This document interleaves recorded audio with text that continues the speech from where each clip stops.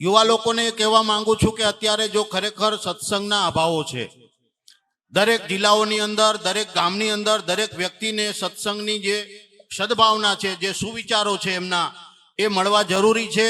લોકો, યુવા પેઢી જે છે વ્યસનની અંદર જાય છે, અજ્ઞાનતામાં જાય છે. એને ખ્યાલ આવે, સમજ આવે અને ધીમે ધીમે એ વ્યસનમાંથી બહાર આવી અને આ જે ભગવાનની ભક્તિના અને સતમાર્ગના જે કાર્યો છે એમાં જોડાય, સેવાના કાર્યો છે એમાં જોડાય.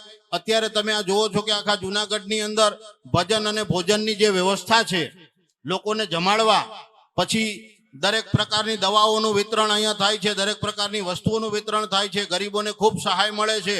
સરકાર પણ, આપણી જે ગુજરાત સરકાર છે એ પણ ખૂબ આમાં સહભાગી છે અને સહયોગ આપે છે. તો સાધુ સંતો, ભક્તો અને સરકાર મળી અને આ જે મેળાનું આયોજન ખૂબ સરસ અને સુંદર અને સારું કર્યું છે. આ પર્વની સફળતા લોકોના જીવનની સફળતા છે.